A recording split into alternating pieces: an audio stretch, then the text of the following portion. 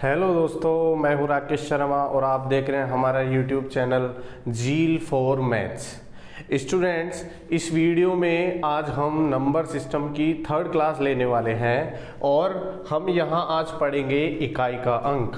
जब हम किसी भी नंबर को ऐड करते हैं, जब हम किसी भी नंबर को सब्ट्रैक्ट करते हैं, मल्टीप्लाई करते हैं या फिर हम उसकी कोई घात निकालते हैं, पावर निकालते हैं, जब हम किसी नंबर का फैक्टोरियल करते हैं तो उसकी इकाई का अंक क्या होता है, कैसे हम उसको फाइंड करते हैं, इस वीडियो में हम पढ़ेंगे पूरा।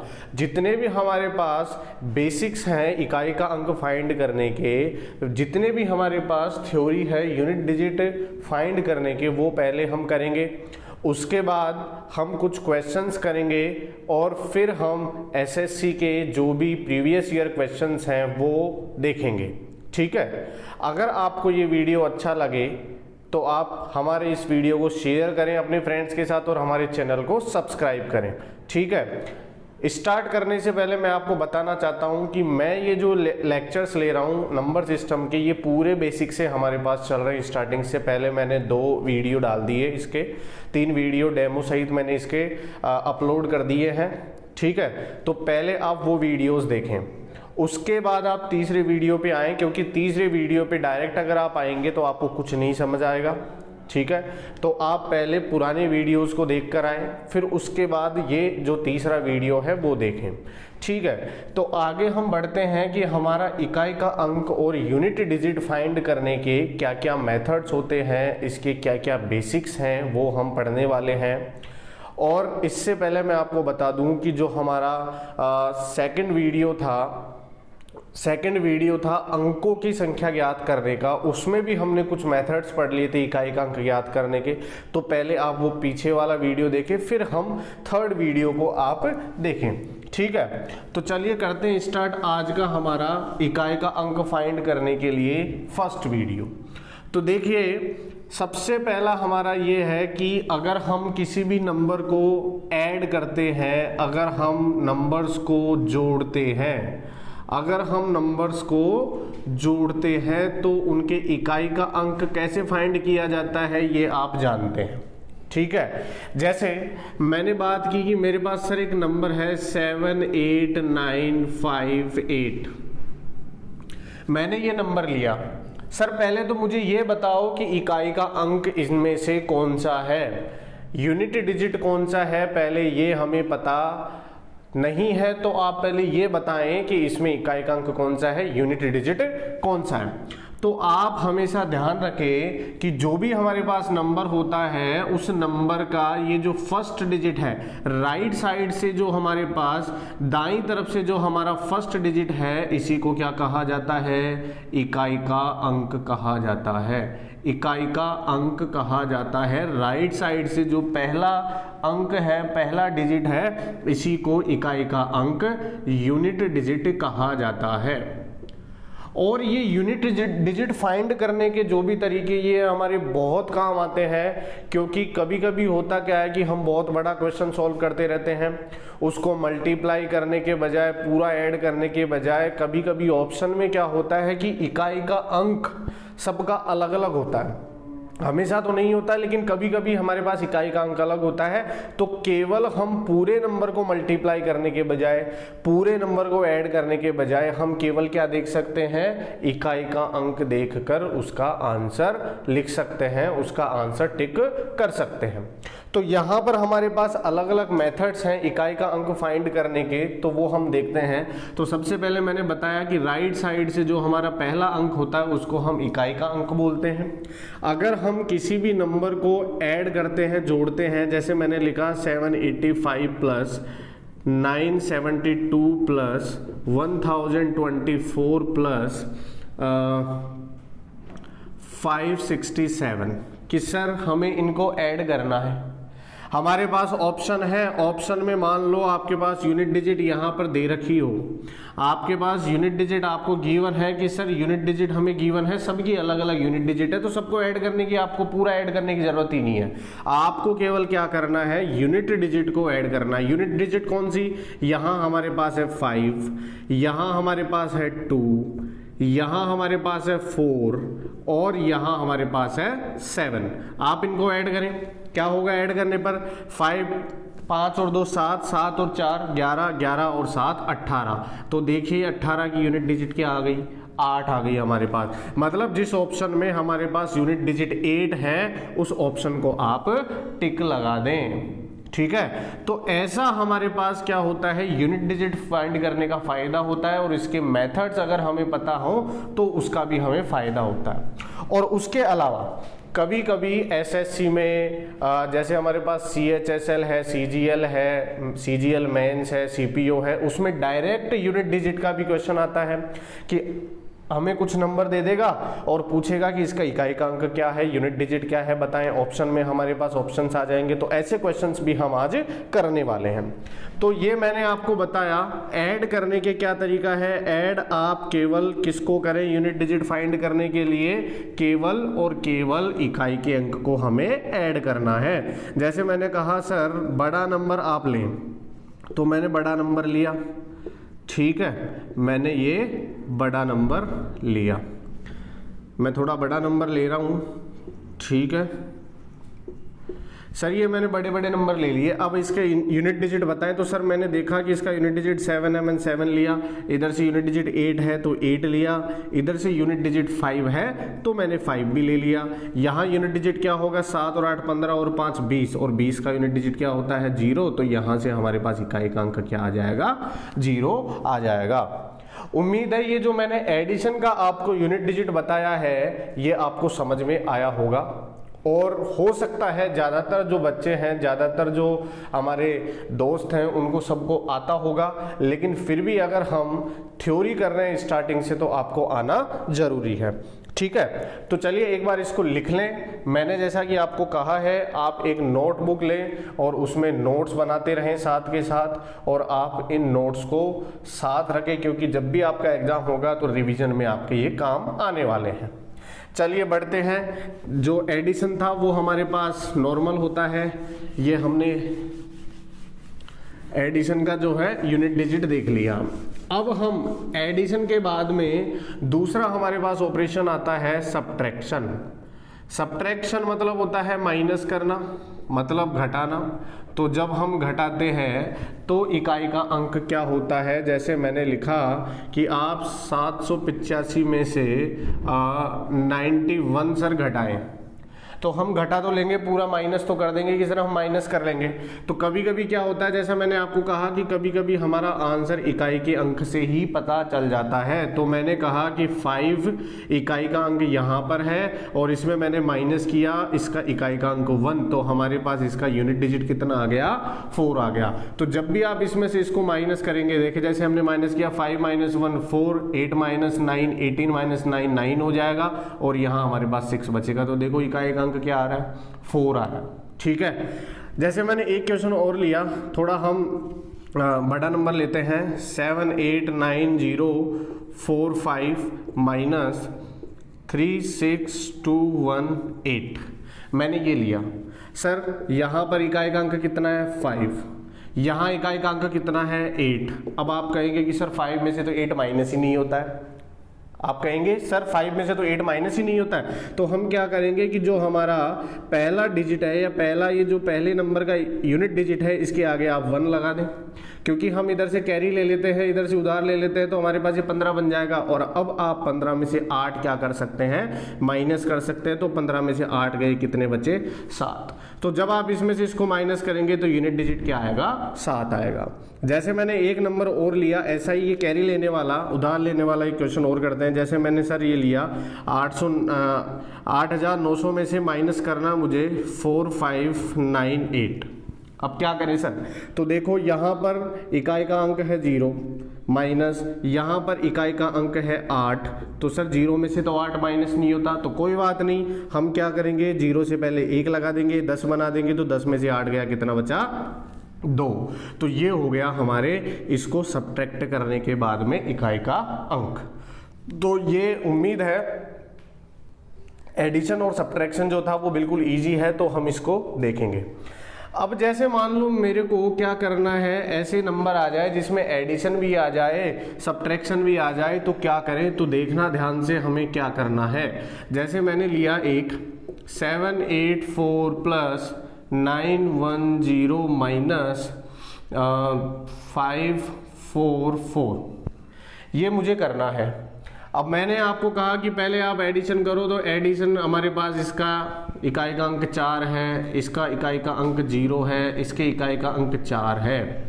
तो सर 4 में से 4 गया, 0 बचा, 0 में 0 को ऐड करेंगे तो भी अपने पास क्या आएगा, 0 आएगा। तो ये हो गया हमारे पास इनको ऐड सब्ट्रैक्ट करने पर इकाई का अंक। जैसे मान लो मैंने एक क्वेश्चन और लिया, सर मैंने लिया 82145 माइनस 72146 प्लस 8097 माइनस 345। ठीक है, ये मैंने ले लिया। चलो 5 हमारे पास ऊपर आ गया, तो हम यहाँ ले लेते हैं 9। चलिए इसका यूनिट डिजिट क्या होगा, फाइंड करें। यहाँ यूनिट डिजिट हमारे पास 5 है, माइनस है, माइनस लगाया। यहाँ यूनिट डिजिट हमारे पास 6 है, ये मैंने 5 लिया, यहाँ से 6 लिया, आगे प्लस है, प्लस लगाया। यहाँ यूनिट डिजिट हमारे पास 7 है, 7 लिया, आगे माइनस है, माइनस लगाया। और यहाँ यूनिट डिजिट हमारे पास 9 है, तो यहाँ हमने 9 ले लिया। अब देखते हैं यूनिट डिजिट क्या होगा। सबसे पहले मैंने जैसा कहा आप ऐड कर ले। ऐड क्या, कौन कौन से प्लस वाले, 5 और 7 हमारे पास ये हो गए सर 12। 6 और 9 हमारे पास हो गए, 6 और 9 कितने हो गए सर 15। 12 में से 15 माइनस हो जाएंगे, तो आप जब इसमें से इसको माइनस करेंगे तो ये माइनस का 3 आएगा। कितना आएगा, माइनस का 3। अब आप कहेंगे कि सर आप तो गलत बता रहे हो, कभी हमारे पास इकाई का अंक -3 आता ही नहीं है, कभी हमारे पास इकाई का अंक -3 आता ही नहीं है, आप गलत बता रहे हो। तो ये गलत नहीं है, हमें जब भी माइनस में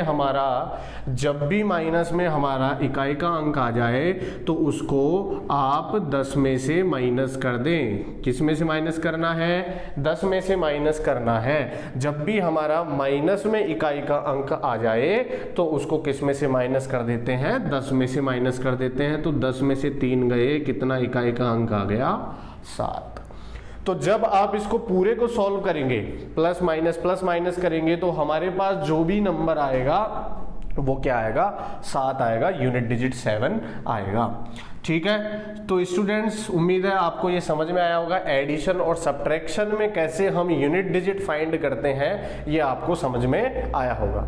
एक बार आप इसको लिख लें और फिर हम बढ़ते हैं आगे। चलिए, ये हमारा था एडिशन और सब्ट्रैक्शन। अब हम करेंगे मल्टीप्लाई का। थोड़ा मल्टीप्लाई के हमारे पास कुछ ज़्यादा क्वेश्चंस होंगे और कुछ अलग अलग कंसेप्ट्स होंगे, तो आप मल्टीप्लाई डिवाइड को अच्छे से देख लें। ठीक है, तो हमारा जो तीसरा कंसेप्ट है यहाँ पर वो आएगा सर मल्टीप्लाई। तो मल्टीप्लाई गुणा करना, गुणा करते हैं तब हमारे पास यूनिट डिजिट क्या होता है वो हम देखते हैं। तो देखें, जैसे मैंने कहा कि सर 7 को 6 से गुणा करें तो 7 6 42, 42 हो गया। यहाँ पर सर मैंने देखा इसका यूनिट डिजिट कितना है, 2। मैंने कहा कि आप जो है 12 को गुणा करें 16 से, तो सर क्या आएगा। तो मैंने कहा कि 12 को 16 से गुणा करेंगे, 12 6 के 72, 7 12 1 12 और 7 19। यहाँ पर इकाई का अंक कितना आया, 2 आया। जैसे मैंने कहा कि सर आप थोड़ा और बड़ा नंबर लें, तो मैंने लिखा सर 25 को आप गुणा कर दो, 25 को मैंने गुणा कर दिया 37 से, तब हमारे पास इकाई का अंक क्या आएगा। तो मैंने कहा 25 सत्ते 175, 5 हासिल 17, 25 × 75 और 17 हमारे पास हो गया 92। ठीक है, तो यहां पर इकाई का अंक कितना आ गया, 5। तो मैंने कहा कि सर क्या हमें हमेशा ऐसे पूरा मल्टीप्लाई करके देखना पड़ेगा, क्या हमें हमेशा पूरा मल्टीप्लाई करके देखना पड़ेगा नंबर को। मैंने कहा नहीं, आप अगर केवल यूनिट डिजिट फाइंड करना चाहते हैं तो आपको पूरा नंबर मल्टीप्लाई करने की जरूरत नहीं है।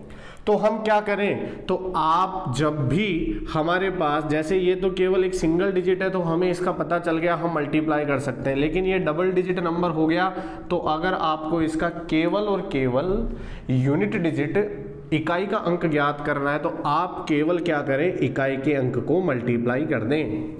केवल क्या करें, इकाई के अंक को मल्टीप्लाई कर दे। यहाँ हमारे पास इकाई का अंक 2 है, यहाँ हमारे पास इकाई का अंक 6 है। जब आप इसको मल्टीप्लाई करेंगे तो 6 दूनी 12 और 12 का इकाई का अंक कितना होता है, 2। तो आपने देखा जब हमने इसको पूरा मल्टीप्लाई किया तब भी हमारे पास इकाई का अंक 2 आ रहा है, और हमने जब इसके इकाई के अंकों को गुणा किया तब भी हमारे पास इकाई का अंक 2 आता है। तो मैंने आपको ये कहा कि जब भी आप बड़े नंबर को मल्टीप्लाई करें और आपको केवल और केवल यूनिट डिजिट की जरूरत है, तो यूनिट डिजिट की जरूरत को पूरा करने के लिए केवल आप यूनिट डिजिट को ही मल्टीप्लाई करें, पूरा नंबर मल्टीप्लाई करने की जरूरत नहीं है। जैसे मैंने इस नंबर को लिया कि सर यहाँ पर यूनिट डिजिट 5 है, मैंने यहाँ पर 5 लिया, यहाँ यूनिट डिजिट 7 है, मैंने इसको 7 से गुणा कर दिया, तो यहाँ 5 सत्ते 35 हो गया, यहाँ यूनिट डिजिट क्या आया, 5। मैंने देखा सर पूरा मल्टीप्लाई करने पर भी 5 आ रहा था, पूरे इसको यूनिट डिजिट को मल्टीप्लाई करने पर भी 5 आ रहा था, तो मैं ये क्यों करूँ, मैं पूरा मल्टीप्लाई क्यों करूं, पूरा मल्टीप्लाई करना ही नहीं है। अगर मेरे को केवल यूनिट डिजिट फाइंड करनी है, आप केवल और केवल यूनिट डिजिट को मल्टीप्लाई कर दें। जैसे मैंने थोड़ा बड़ा नंबर लिया कि सर आप 608 मल्टीप्लाई 989 को मल्टीप्लाई करें सर, और इसका यूनिट डिजिट फाइंड करें, तो मैंने ऊपर कहा कि भैया मैं पूरा मल्टीप्लाई क्यों करूं, मैं इतने बड़े नंबर को मल्टीप्लाई नहीं करूंगा, मैं केवल क्या करूंगा, यूनिट डिजिट लूंगा। यहां से यूनिट डिजिट 8 है, यहां से इकाई का अंक 9 है, तो 8 9 72, 72 में इकाई का अंक 2 है, तो जब भी आप इन नंबरों को मल्टीप्लाई करेंगे तो वहां भी हमारे पास इकाई का अंक क्या आएगा, 2 आएगा। जैसे मैंने सर एक नंबर और लिया कि यहां पर हमारे पास 781 गुणा 259 है सर, 259 है, 257 में ले लिया, चलो 257 है। तो मैंने कहा इतने बड़े नंबर को मल्टीप्लाई मत करो, आप क्या करो, केवल इसके इकाई का अंक गुणा करो। तो यहाँ पर इकाई का अंक 1 है, यहाँ पर इकाई का अंक 7 है, तो ये हो गया 7 एकम 7। मतलब जब आप इस पूरे नंबर को मल्टीप्लाई करके देखेंगे तब भी हमारे पास इकाई का अंक क्या आएगा, 7 ही आएगा। तो उम्मीद है ये जो मैंने मल्टीप्लाई का आपको मल्टीप्लाई के इकाई के अंक ज्ञात करने आपको बताए, सिखाए, ये आपको समझ में आए होंगे। एक बार आप इसको ऐसे के ऐसे अपनी नोटबुक में लिखें, क्योंकि हर एक बेसिक जो है वो इम्पोर्टेंट है। तो आप पहले इनको लिख ले, फिर मैं थोड़े और अच्छे क्वेश्चंस आपको करवाता हूँ, ठीक है। तो एक बार आप इसको लिख लें। चलिए आगे बढ़ते हैं। जैसे मैंने कहा कि हम थोड़े बड़े नंबर लेंगे, तो बड़े नंबर लेते हैं। देखिए सर मैंने एक बड़ा नंबर लिया, अब मैं 2 नंबर की जगह 3 नंबर लेता हूं। तो मैंने कहा सर 78 को 67 को और 42 को मल्टीप्लाई करें तो इसका यूनिट डिजिट क्या होगा। तो मैंने कहा तीनों को मल्टीप्लाई करने की कोई ज़रूरत नहीं है, आप केवल इसके यूनिट डिजिट को मल्टीप्लाई कर ले। तो इसका यूनिट डिजिट हो गया 8, इसका यूनिट डिजिट हो गया 7 और इसका यूनिट डिजिट हो गया 2। तो यहाँ आप ध्यान से देखना थोड़ा सा, यहाँ आप ध्यान से देखना थोड़ा सा, 8 सत्ते 56। अब सर 56 को 2 से गुणा करूं क्या, नहीं है जरूरत, बिल्कुल भी जरूरत नहीं है। हम केवल 56 का 6 लेंगे और 6 को 2 से गुणा करेंगे तो 6 दूनी 12 और 12 का यूनिट डिजिट क्या होता है, 2। तो जब भी आप इन तीनों नंबर को मल्टीप्लाई करेंगे तब भी हमारा जो इकाई का अंक है, यूनिट डिजिट है, वो क्या आएगा, 2 आएगा। जैसे मैंने कहा, मैंने एक नंबर और लिया कि सर 144 को गुणा करो आप 256 से और 256 को आप गुणा करो 125 से। ये 3 नंबर हमें मल्टीप्लाई करने हैं, इसका यूनिट डिजिट क्या होगा, इकाई का अंक क्या होगा, ये बताएं। तो मैंने कहा कि इसको पूरा मल्टीप्लाई करने की जरूरत नहीं है, आप केवल इसकी यूनिट डिजिट मल्टीप्लाई करें। यहाँ से मैंने 4 लिया, यहाँ से मैंने 6 लिया, यहाँ से मैंने 5 लिया, तो ये हो जाएगा सर 6 चौक 24। तो सर 24 का पूरा मल्टीप्लाई करें, नहीं जरूरत नहीं है, तो आप केवल 4 ले लें तो 4 पंजे 20 हमारे पास हो जाएगा, और 20 का यूनिट डिजिट क्या होता है 0। तो यहाँ हमारे पास यूनिट डिजिट क्या हो गया 0, मतलब लास्ट का जो डिजिट है वो क्या आ गया 0 आ गया। ठीक है, तो ये थोड़े बड़े नंबर थे। इससे और बड़ा हम नंबर लेते हैं, जैसे मैंने कहा कि सर 1 गुणा 2 गुणा 3 गुणा 4 गुणा, ऐसे चलते चलते आप मुझे बताओ 10 तक जब हम गुणा करेंगे तो उसके इकाई का अंक क्या होगा, इसके इकाई का अंक क्या होगा। तो मैंने कहा कि जब आप 2 इधर से बीच में से मैंने 2 लिया, इधर हमारे पास कहीं पर 5 आएगा, तो जब आप 2 को 5 से गुणा करेंगे, जब आप 2 को 5 से गुणा करेंगे तो 10 आएगा, इकाई का अंक कितना 0। और जब आप 0 को किसी भी नंबर से मल्टीप्लाई करेंगे, जब आप 0 को किसी भी नंबर से मल्टीप्लाई करेंगे तो वहां भी हमारे पास इकाई का अंक 0 ही होगा, वहां भी हमारे पास इकाई का अंक क्या होगा 0 ही होगा। जैसे मैंने कहा कि सर एक क्वेश्चन और लेते हैं अच्छा सा, तो हम ले लेते हैं, जैसे इसमें मल्टीप्लाई एडिशन सब्ट्रैक्शन सब ले लेते हैं इसके अंदर। तो मैंने कहा सर 543 गुणा 17 प्लस 657 माइनस 961। सर ये ले लिया, इसके इकाई का अंक आप बताएं। तो मैंने कहा कि भैया पहले मल्टीप्लाई करो को 3 इसका इकाई का अंक है, गुणा कर दोगे इसके इकाई के अंक 7 से, यहाँ इसमें प्लस करोगे इसके इकाई का अंक 7, और यहाँ माइनस करोगे इसके इकाई का अंक 1। तो ध्यान से देखना, 3 सते 21, 3 सते 21, 21 में 7 आप जोड़ोगे, 1 आप घटाओगे। तो मैंने कहा 21 जोड़ने की जरूरत नहीं है, केवल आप क्या कर दो इकाई का अंक लो। तो 1 और 7 कितना हो गया 8, 8 में से 1 और 7 हो गया 8, 8 में से 1 गया, कितना बचा 7। तो जब आप इस पूरे को सॉल्व करेंगे तब भी हमारे पास इकाई का अंक क्या आएगा 7 आएगा। तो उम्मीद है आपको ये चीज समझ में आई होगी। एक बार आप इन चीजों को सबको अपनी नोटबुक में लिखें, फिर हम बढ़ते हैं थोड़ा आगे। ठीक है, एक बार आप या तो इसका स्क्रीनशॉट ले लें या अपनी बुक में लिख लें। चलिए आगे बढ़ते हैं, आपने लिख लिया होगा। अब हम जो है मल्टीप्लाई था, इजी था बिल्कुल। अब हम क्या करेंगे, जब हम किसी भी नंबर की पावर करते हैं तो घात लगाते हैं, घात को सॉल्व करते हैं, तो हमारे पास इकाई का अंक क्या होता है ये हम पढ़ने वाले हैं। तो ध्यान से देखना, चौथी जो हमारे पास चीज़ है वो है पावर। पावर मतलब किसी भी नंबर की घात। जैसे मैं स्टार्ट करता हूँ, हमारे पास सबसे छोटा नंबर जो है वो क्या होता है सर सबसे छोटा नंबर 0 होता है।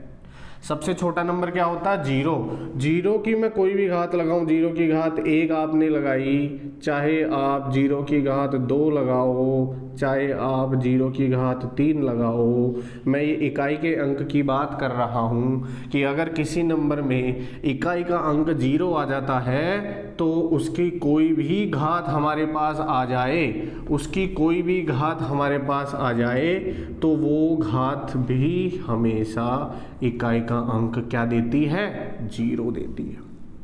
जब भी हमारे पास इकाई का अंक 0 आ जाए और उस इकाई के अंक की कोई भी घात आ जाए, 0 की कोई भी घात आ जाए 1 से लेके अनंत तक, तो उसका इकाई का अंक हमेशा क्या होगा 0 होगा। जैसे मैंने कहा कि सर 0 के बाद में क्या आता है 1 आता है। सर 1 की घात भी आप कुछ भी ले लो, 1 की घात 1 ले लो, 1 की घात 2 ले लो, 1 की घात 3 ले लो, 1 की घात n तक आप कुछ भी ले लो। सर जब हम 1 की घात लेते हैं तो वहां भी इकाई का अंक हमेशा 1 आता है। जब भी हम 1 की घात लेते हैं तब भी हमारे पास इकाई का अंक क्या आता है 1 आता है।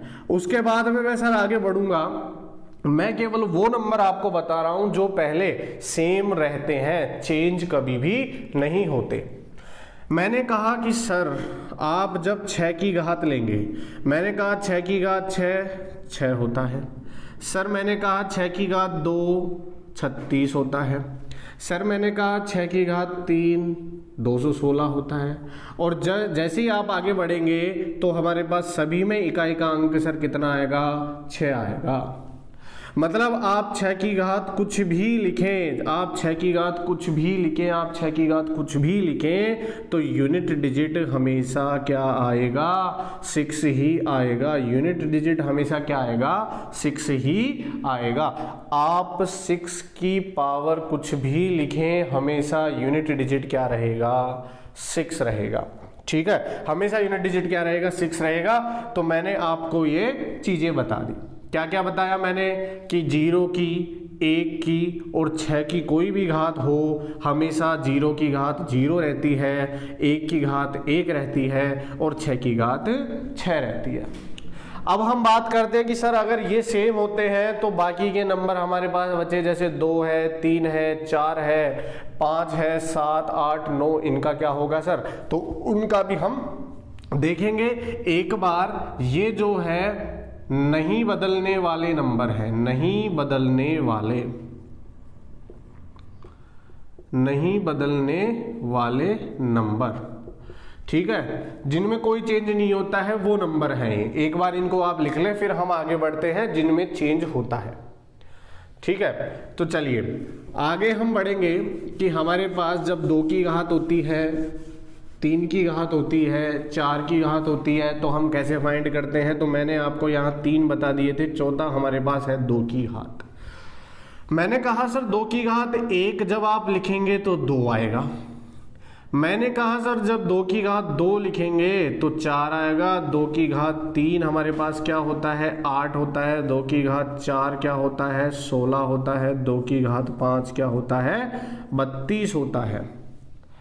जैसे ही मैंने कहा 2 की घात 6 क्या होता है, 64। 2 की घात 7 क्या होता है, 128। 2 की घात 8 क्या होता है, 256। और 2 की घात 9 क्या होता है, 512। अब सर मैंने इतना बड़ा क्यों लिखा, तो ध्यान से आप देखना, ये कहाँ से स्टार्ट हुआ, 2 की घात 1 कहाँ से स्टार्ट हुआ, 2 से। मैं जैसे ही 5 पर गया फिर वापस कितना आ गया, 2 आ गया। मैं जैसे ही 9 पर गया फिर वापस कितना आ गया, इकाई का अंक 2 आ गया। मतलब मैंने देखा कि सर यहाँ पर जो गैप मुझे दिखाई दे रहा है घात में वो कितने का है। तो सर यहाँ पर घात 5 है, यहाँ पर घात 1 है, तो 5 में से 1 गया, तो यहाँ पर गैप कितना आ गया, इनका घात का अंतर कितना आ गया, 4 आ गया। घात का अंतर कितना आ गया, 4 आ गया। मैंने सर आगे फिर देखा, मैंने ये देखा कि 512 का इकाई का अंक भी 2 है, 32 का इकाई का अंक भी 2 है। तो यहाँ हमारे पास इसकी घात 9 है, इसकी घात 5 है, 9 में से 5 गए, तो यहाँ भी सर अंतर कितना है, सर यहाँ भी हमारे पास अंतर 4 है। सर हमारे पास यहां भी अंतर क्या है, 4 है। तो हमें इससे क्या पता चला, इससे हमें ये पता चला कि जब हमारे पास 2 की घात होती है, कुछ भी हो, मैंने यहां n लिख दिया, n हमारे पास कोई भी नेचुरल नंबर हो सकता है। तो 2 की घात कोई भी नेचुरल नंबर हो, कोई भी प्राकृत संख्या हो, तो हमारे पास हर 4 घात को छोड़ने के बाद में अगली जो 5वीं घात आती है उसका इकाई का अंक क्या आता है, 2 आता है। मतलब क्या हुआ इसका मतलब ये हुआ कि आप ये जो भी नंबर है इसमें अंतर कितना है, 4 का, तो 4 का भाग दे दो। किसका भाग दे दो, 4 का भाग दे दो। और 4 का भाग देने के बाद में जो भी रिमाइंडर यहां पर बचेगा, 2 की घात में जो भी रिमाइंडर बचेगा, जो भी शेषफल बचेगा, उस शेषफल को आप ज्ञात कर ले, वहां से आपको पता चल जाएगा कि इसके इकाई का अंक क्या है। मैं जैसे एग्जांपल लेता हूं कि मैंने सर कहा 2 की घात 56। मैंने कहा कि 2 की घात 56 बहुत बड़ा है, इसको हम मल्टीप्लाई करके नहीं देख सकते, तो क्या करें सर, तो 2 की घात 56 मैंने कहा कि 2 की घात जब भी हम लेते हैं तो उसमें 4 के अंतर पे ये जो इकाई का अंक है वो रिपीट होता रहता है, ये दोबारा आता रहता है 4 के अंतर पे। तो मैंने क्या किया, इसकी जो घात है उसमें 4 का भाग दे दिया, 56 में 4 का भाग दे दिया। और जब मैंने देखा कि सर 56 में 4 का भाग दूंगा तो रिमाइंडर तो 0 आता है, रिमाइंडर तो 0 आ रहा है। तो आपको रिमाइंडर 0 कभी भी नहीं लेना, आपको रिमाइंडर 0 कभी भी नहीं लेना, आपको रिमाइंडर 0 कभी भी नहीं लेना। अगर हमारे पास यहां पर 0 आ जाता है तो आपको क्या लेना है, इसकी घात 4 लेनी है, ध्यान रखना।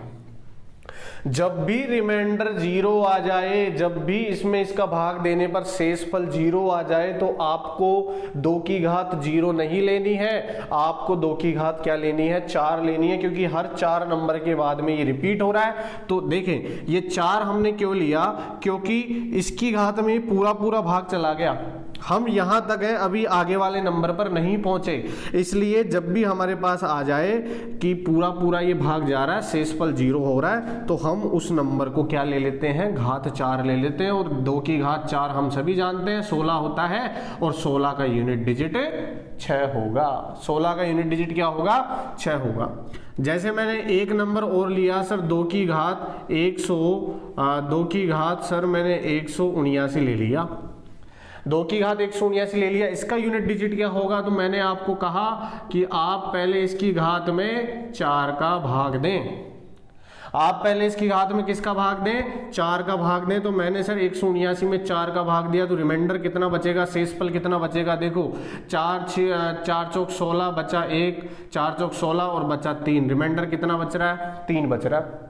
सर शेषफल कितना आया भाग देने पर, 3 आया, तो मैंने 2 की घात क्या ले ली, 3 ले ली। 2 की घात 3 कितना होता है, 8। मतलब जब भी आप इसको सॉल्व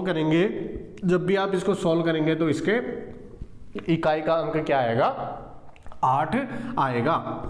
जैसे मैंने कहा सर और बड़ा नंबर हम लेते हैं, तो मैंने कहा 2 की घात जो है 3450 मैंने ले ली, 3450 ले ली 2 की घात। तो मैं केवल अभी 2 पर चल रहा हूं, फिर मैं 2 डिजिट और 3 डिजिट नंबर भी आपके पास लूंगा। तो मैंने कहा कि आप इतना बड़ा मल्टीप्लाई नहीं कर सकते, हम नहीं कर सकते, कैलकुलेटर में भी नहीं होगा इतना बड़ा मल्टीप्लाई। तो हम क्या करेंगे सर, हम इसकी घात को कम करेंगे, रिड्यूस करेंगे। कैसे करेंगे सर इसमें 4 का भाग देंगे, क्योंकि 2 की घात जब भी हम करते हैं तो वो हर 4 नंबर के बाद में रिपीट होता है, और ये जो 4 नंबर के बाद में रिपीट होने वाली प्रॉपर्टी है, इसी को साइक्लिसिटी कहा जाता है। इसी को क्या कहा जाता है, साइक्लिसिटी कहा जाता है। जब हमारे पास किसी भी नंबर की घात रिपीट हो जाती है जितने भी नंबर के बाद में, उसी को हम क्या बोलते हैं, साइक्लिसिटी बोलते हैं। और 2 की साइक्लिसिटी कितनी है, 4। तो हमने क्या किया, इसकी साइक्लिसिटी 4 का डिवाइड किया। 4 का डिवाइड करने पर ध्यान से देखना, 4 × 32 बचा 2, 4 × 24 बचा 1, 4 दूनी 8 बचा 2। तो रिमाइंडर कितना आ गया, शेषफल कितना आ गया सर, 2 आ गया। 2 की घात 2 कितना होता है, 4। मतलब जब भी आप इसको सॉल्व करेंगे तो इसका यूनिट डिजिट क्या आएगा, 4 आएगा। इसका यूनिट डिजिट कितना आएगा, 4 आएगा। जैसे मैंने लिया थोड़ा बड़ा नंबर लिया कि सर अगर मैं 112 की घात 256 करूं, 256 छोड़ो, 257 मैंने ली, 112 की घात 257 मैंने ले ली। तो बताओ सर इतने बड़े नंबर का जब हम 257 घात करेंगे तो हमारे पास इसका यूनिट डिजिट क्या होगा। तो मैंने कहा कि पूरा 112 मतलब आप केवल 2 को लो, आप पूरा 112 मतलब केवल क्या लो, आप 2 को लो। तो मैंने 2 को लिया, 2 की घात 257। अब सर 2 की घात 257 भी बहुत बड़ी है, 2 की घात 257 भी बहुत बड़ी है। तो मैंने कहा इसको भी मतलब आप क्या करो, 2 की साइक्लिसिटी हमें पता है सर 4 होती है, तो इसमें 4 का भाग दे दो। 2 की साइक्लिसिटी 4 होती है, तो इसमें किसका भाग दे दो, 4 का। तो मुझे रिमाइंडर का पता चल जाएगा और हम जो है इसके यूनिट डिजिट आराम से फाइंड कर लेंगे। कैसे, 4 का मैंने भाग दिया, 4 × 24 बचा 1, 4 चौक 16 और बचा 1, 2 की घात 1 हमारे पास आ जाएगा सर। और 2 की घात 1 क्या होता है, 2 होता है। तो मुझे पता चल गया सर यूनिट डिजिट क्या आएगा, 112 की घात 257 का। तो 112 की घात 257 का यूनिट डिजिट इकाई का अंक कितना आ जाएगा, 2 आएगा।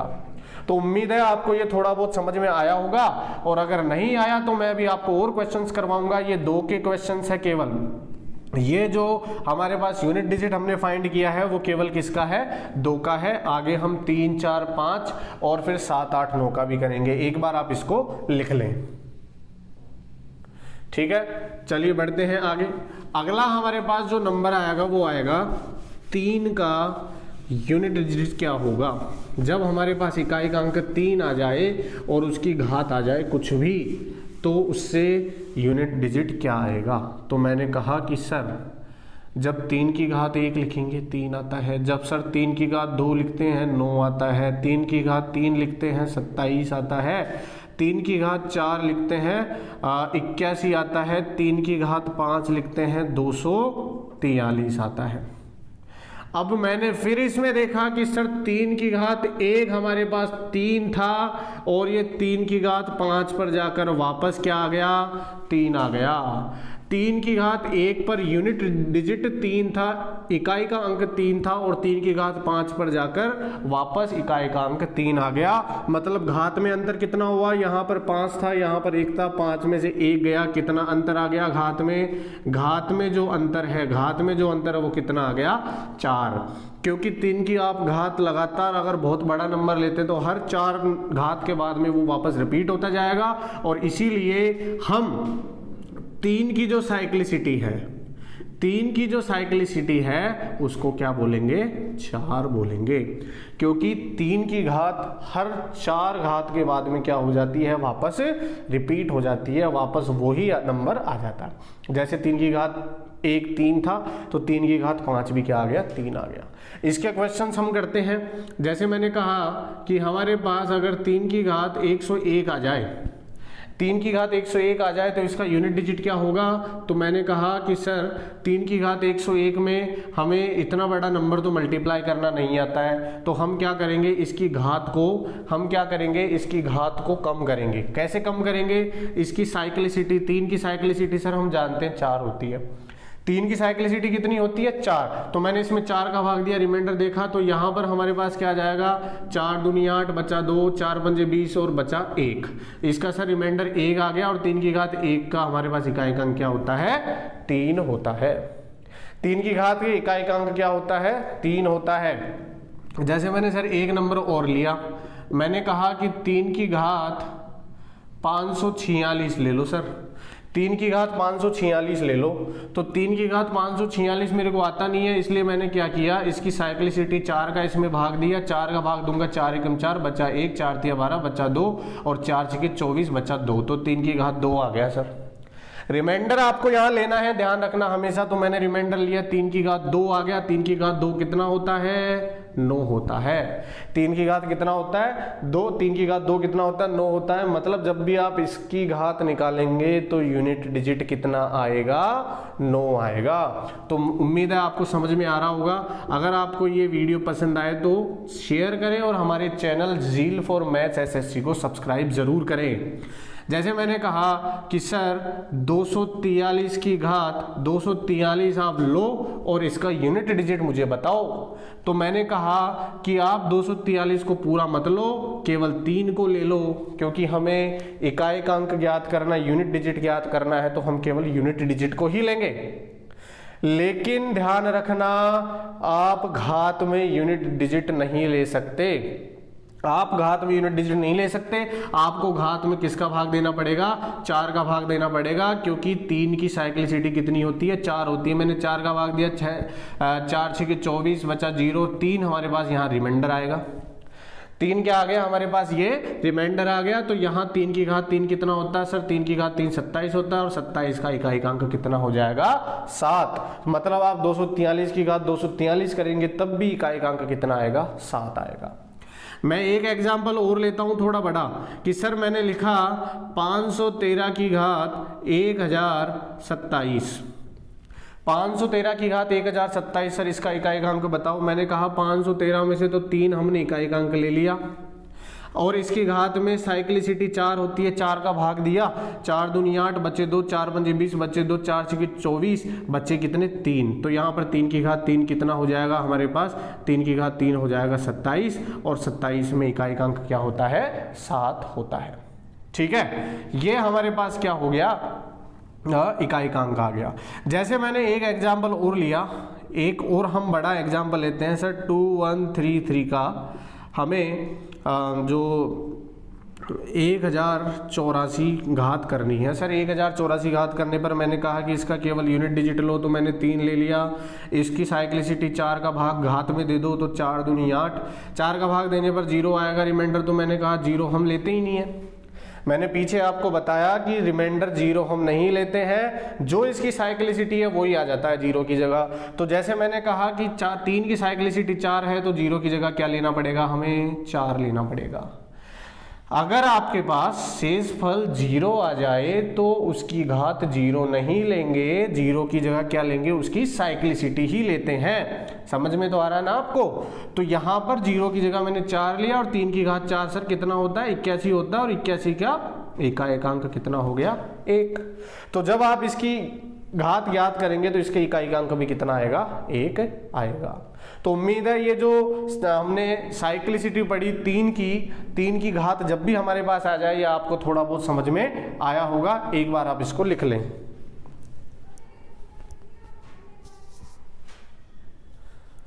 चलिए आगे बढ़ते हैं।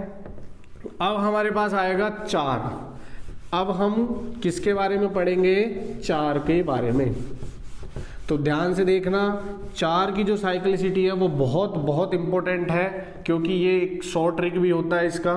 तो देखिए ध्यान से, 4 की घात 1 कितना होता है, 4 होता है। 4 की घात 2 कितना होता है, 16 होता है। 4 की घात 3 कितना होता है, 64 होता है। 4 की घात 4 कितना होता है, तो ये हो जाएगा 256 होता है। ठीक है। अब मुझे बताओ 4 की घात 6, 6 के बाद में 4, 4 के बाद में 6, इकाई का अंक हमारे पास लगातार क्या हो रहा है, 4 6 4 6 4 6 4 6। तो जब भी हमारे पास 4 की आप कोई भी घात करते हैं तो आपके पास 4 की कोई भी घात हो तो या तो यूनिट डिजिट हमारे पास 4 आएगा या यूनिट डिजिट 6 आएगा। 4 की कोई भी घात हो या तो यूनिट डिजिट 4 आएगा, इकाई का अंक 4 आएगा या फिर इकाई का अंक 6 आएगा। तो सर अब हम कैसे पता लगाएं कि हमारे पास ये 4 होगा या 6 होगा। तो मैंने आपको कहा कि जब भी इकाई का अंक, ध्यान से देखना, 1 हमारे पास विषम संख्या है, ऑड नंबर है तो 4 आया। 3 हमारे पास ऑड नंबर है, विषम संख्या है तो यहाँ भी 4 आया।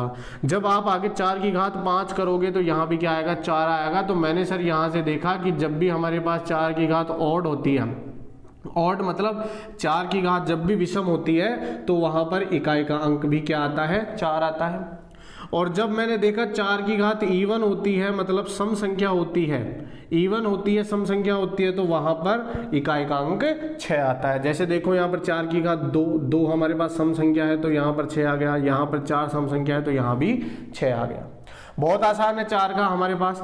जैसे मैंने एक एग्जाम्पल लिया सर 44 की घात 44, बताओ मुझे क्या आएगा इकाई का अंक। तो कहा मैंने कि सर 4 की घात ये क्या है, एक सम संख्या है। क्या है ये, एक सम संख्या है। और सम संख्या जब भी हमारे पास होती है तो 6 आता है।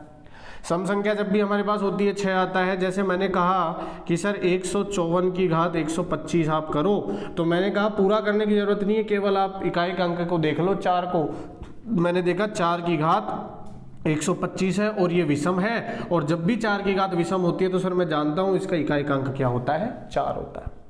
तो उम्मीद है ये आपको चीज समझ में आ रही होगी धीरे धीरे।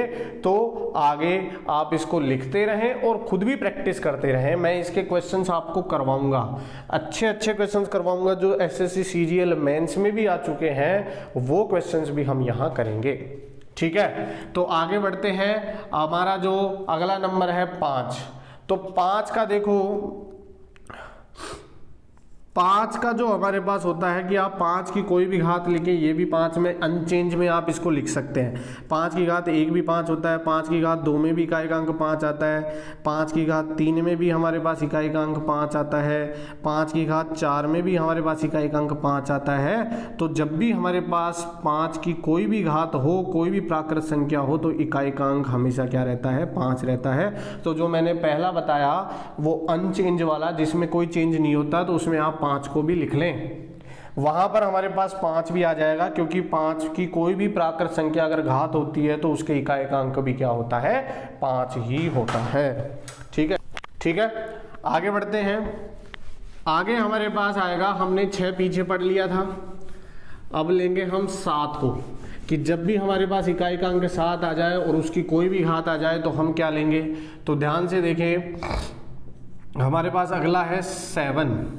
देखो 7 की घात 1 लिया 7 आएगा, 7 की घात 2 लिया 49 आएगा, 7 की घात 3 लिया 343 आएगा, 7 की घात 4 मैंने लिया तो 7 या 21, इधर 1 आ जाएगा। ठीक है, ये 0 3 21 और 3 24, 2401 आ जाएगा। और फिर 7 की घात जब भी हम 5 लेंगे तो ये 7 एकम 7 हमारे पास वापस रिपीट हो जाएगा।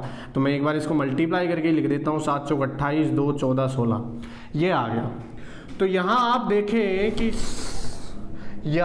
देखें कि 7 में भी हमारे पास ये पावर 1 से लेकर पावर 5 पर, पावर 1 से पावर 5 पर जब हम गए, घात 1 से घात 5 पर जब हम गए तो ये 7 वापस क्या हो गया, रिपीट हो गया।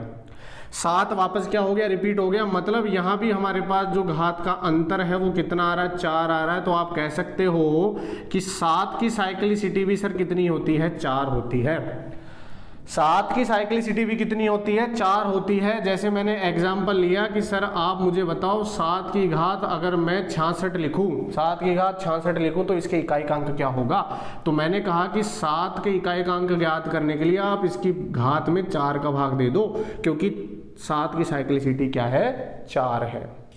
तो मैंने कहा 4 का मैंने भाग दिया यहाँ पर, तो 4 एकम 4 बच्चे 2, 4 से 24 हमारे पास रिमाइंडर जो है, शेषफल जो है वो 2 बचा। अब यहाँ पर रिमाइंडर 2 बचने पर 7 की घात 2 कितना होता है, 49 होता है। और 49 का इकाइकांक कितना आ गया, 9 आ गया। जैसे मैंने कहा कि सर हमारे पास 507 की घात 507 मैंने कर दी, 507 की घात 507 करने पर इसके इकाइकांक क्या आएगा। तो यहाँ पर मैंने कहा कि यहाँ पर इकाइकांक 7 है और 7 की साइक्लिसिटी 4 होती है, इसलिए मैंने इसके घात में किसका भाग दे दिया, 4 का भाग दे दिया। 4 एकम 4 बचा 1, 4 दूनी 8 बचा 2, 4 छक्के 24 बचा 3। तो यहाँ पर 7 की घात 3 कितना होता है ये आपको पता होना चाहिए। तो 49 343 होता है, 4 7 का क्यूब। तो यहाँ पर हमारे पास इकाइकांक कितना आ गया, 3 आ गया। इकाइकांक कितना आ गया, 3 आ गया। तो यहां आप जब भी देखें कि 7 की अगर कोई भी पावर आती है, 7 की अगर कोई भी पावर आती है तो उसमें आप किसका भाग देकर देखेंगे, 4 का भाग देकर हम उसमें देखेंगे। तो उम्मीद है आपको 7 का भी समझ में आया होगा। अब हमारे पास बचे 8 और 9। तो एक बार आप इसको लिख लें, फिर आगे बढ़ते हैं। ठीक है, चलिए आगे बढ़ेंगे।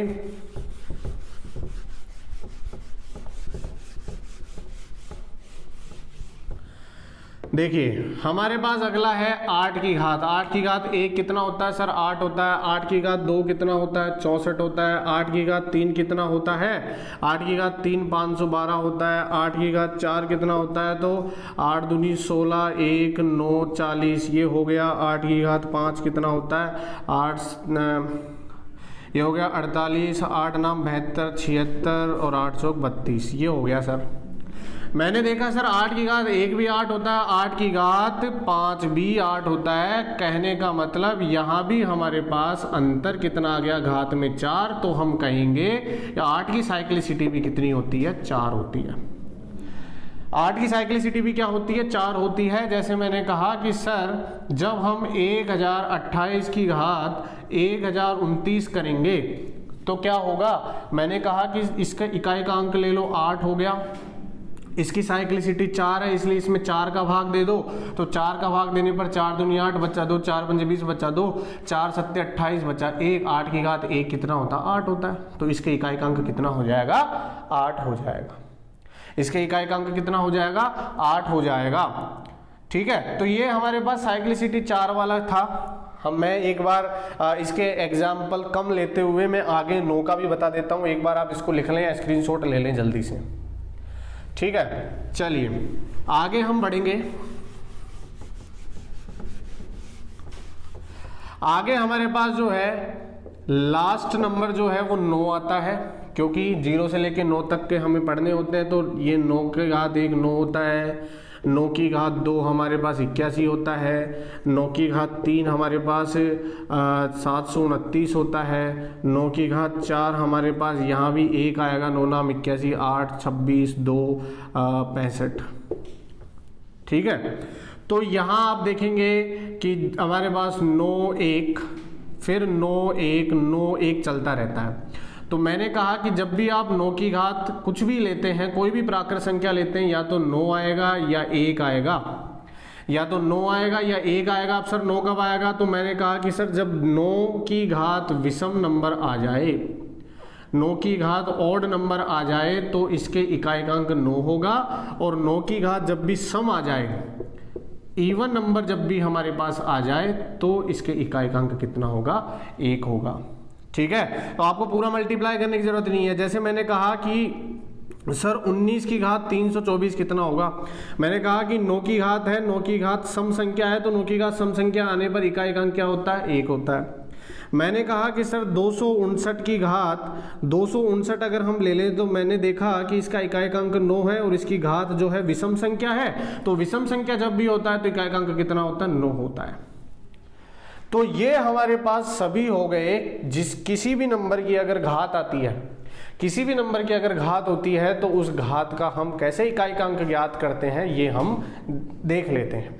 ठीक है, तो ये इसके कुछ क्वेश्चंस हम करने वाले हैं, और ये जो हम इसके क्वेश्चंस करेंगे ये मैंने आपको पहले थ्योरी बता दी। जैसा कि मैंने आपको कहा कि आप जो है पहले नोटबुक में पूरा लिख लें, नोटबुक में आप पहले इसको पूरा लिख लें, फिर उसके बाद में हम प्रैक्टिस करेंगे क्वेश्चंस की। कम से कम 15, 20, 25, 30 क्वेश्चंस जो है वो यहाँ पर हम करने वाले हैं केवल और केवल इकाई के अंक के।